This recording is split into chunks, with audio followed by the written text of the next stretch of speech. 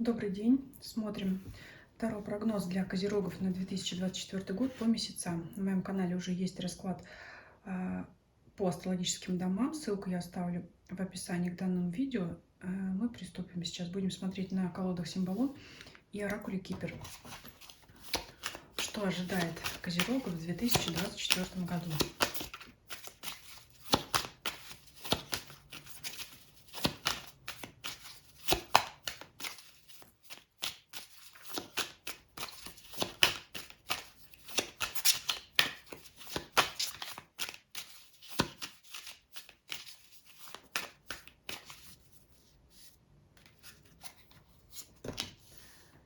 Январь, февраль, март, апрель, май, июнь, июль, август, сентябрь, октябрь, ноябрь и декабрь. Год непростой, но в декабре птица Феникс, и это прекрасно. Много, знаете, переосмысления, самокопания, уже сразу забегая вперед скажу. Но в итоге вы придете к тому, чего хотели. Непростой дорожкой тут вы будете исполнять какое-то новое свое желание и новую цель.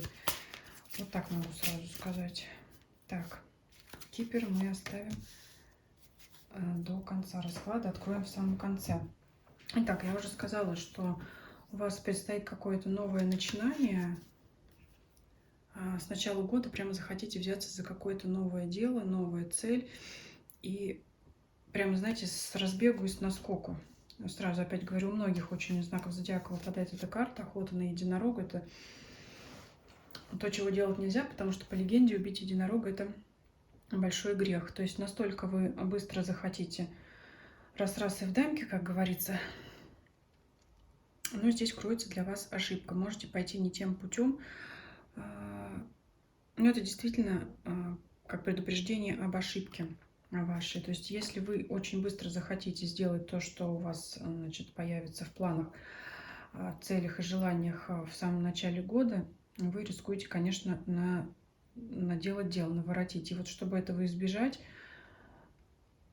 ну, я уже сказала, цель ваша исполнится только к концу года. Быстро она не исполнится, быстро не получится. Мало того, я вижу, чем сильнее вы будете торопить желаемые события, тем больше они будут от вас отдаляться. Тут имеет место, знаете, как дать ситуации развиться. Быстро это сделать не получится, потому что не то время для вашего желания, для вашей цели, какая бы она ни была, будь то личные отношения, если вы там думаете о браке, замужестве,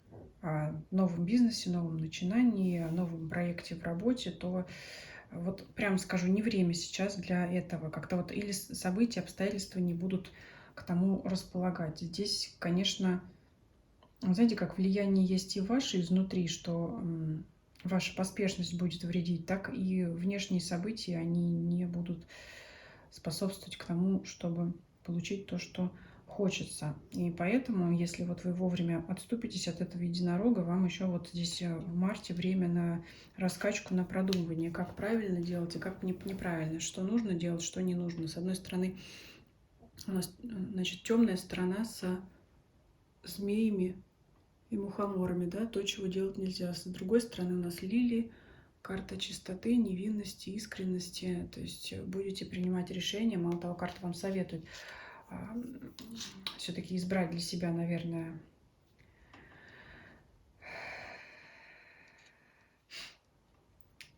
правильный путь, вот так я скажу, правильный путь для того, чтобы двигаться в правильном направлении. Здесь вот смотрите, опять, смотря кто каким путем у вас пойдет. Если вы решите отступиться от этого единорога, дальше будете опять размышлять, опять у вас будет внутренний, скажем так, демон склонять к тому, чтобы пойти обманным путем. Но здесь вы рискуете сами нарваться на этот обман. Поэтому, вот, скорее всего, все-таки надо выбирать вот этот светлый путь, Вот она, светлая сторона. Если мы посмотрим по изображениям карт, да, по цветам. Вот у нас здесь еще вот здесь светлое изображение идет. Ну, придется мне забегать вперед, потому что здесь так расклад ложится, так я его вижу.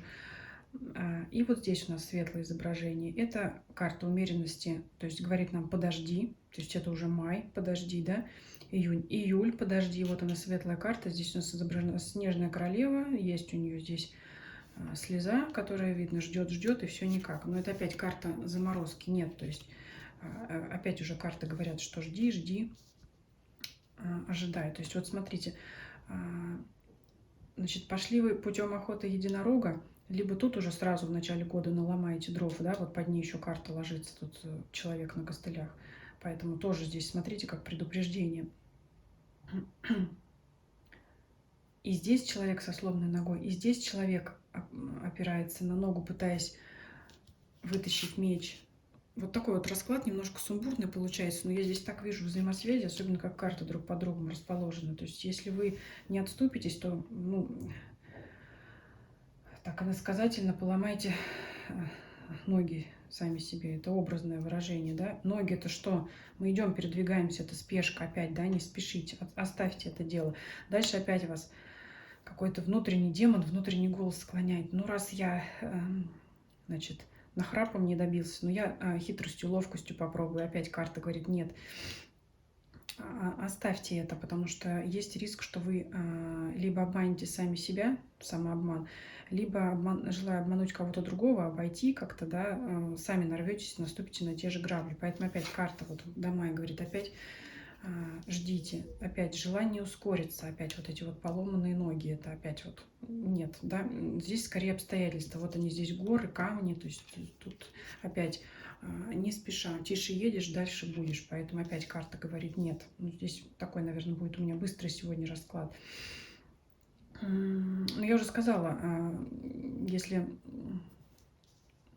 кому-то расклад не понравится, я уже изначально сказала, что достижение цели будет, но оно будет долго. Этим придется заниматься весь год. Что у нас здесь? Июль.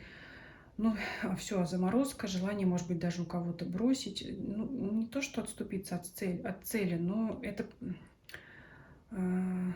Вот если здесь мы еще гнались в первой половине года, с февраля по июнь, то здесь мы уже как бы гнаться не хотим, но здесь вот как есть опустить руки, но еще пока не терять эту цель.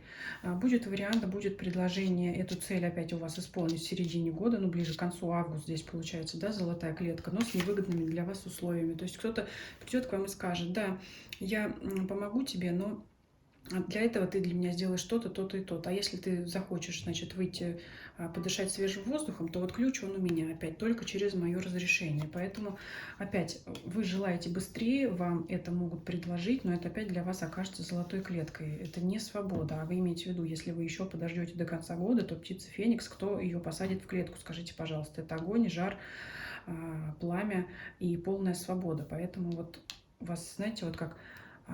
Каждое движение встречает сопротивление на пути всего расклада. Это как будто шаг вперед и два назад. Поэтому вот знаете, что-то все с шагами, с шагами. Может, кто-то там в поездку отправится, кто-то что-то связано с передвижением, с переездом. Это, конечно, как вариант, не у всех, но вот я здесь везде вижу вот это вот. И здесь вот бег у нас еще.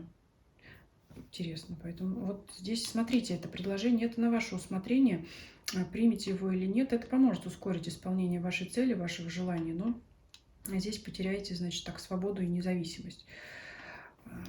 Будете зависеть от мнения и разрешения другого человека, который вам эту помощь... То есть эта помощь будет не бескорыстная, и от вас потребует взамен исполнения каких-то других обязательств. Ну, вы, в принципе, их можете исполнить. Но такое ощущение, что вот исполнение желаний на этом сроке опять вас не порадует. И что здесь выпадает в сентябре? Карта свергнутого короля.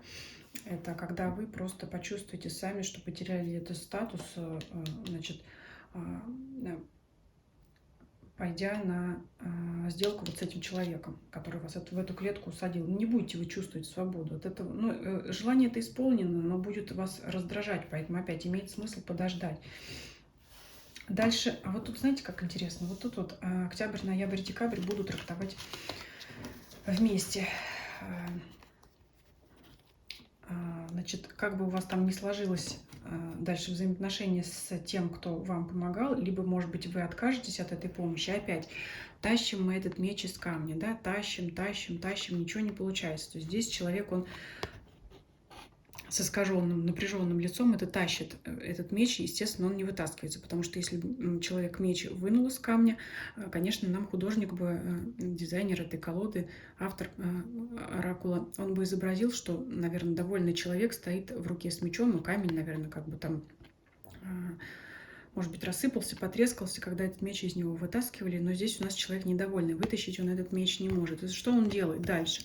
Он все это бросает, ломает этот меч, мне больше это не нужно, он убегает.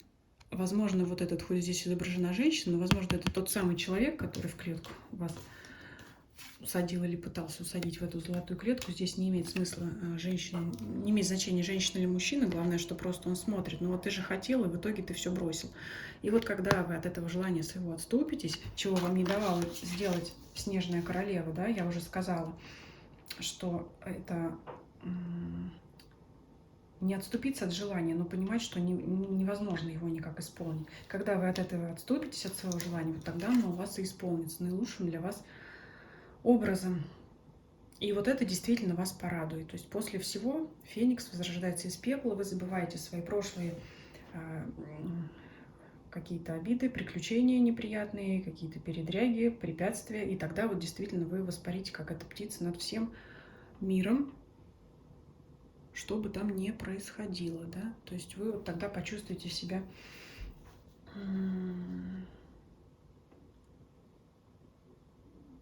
победителем. Вот так. Я думаю, на этом остановлюсь. Вот я уже сказала, наверное, основная мысль всего расклада – это тише едешь, дальше будешь. А вам будет хотеться, вас изнутри будет подстегивать желание быстрее добиться цели, но обстоятельства тому будут препятствовать. И вот еще знаете, здесь какая? Вот здесь из Снежной королевы, вот в эту золотую клетку, здесь у нас светлые тона, здесь у нас яркие золотистые. Вот когда в середине года, с июля на август, будет вот это разочарование, желание опустить руки, но не отпустить цель, а просто расстройство из того, что желание не исполняется, будет велик соблазн именно принять предложение вот этого помощника, если можно так его в кавычках назовем, да, помощника. Поэтому вот смотрите, вам принимать решение, как вам через шишки, через зависимость от других людей, через обман, через нарушение каких-то там норм, правил поведения, может быть, норм, закона, морали и так далее. Либо, значит, выжидать время. Вот для вас здесь такой совет. Давайте посмотрим, что Кипр приготовил для вас. Family Room, семейная комната, семейный очаг.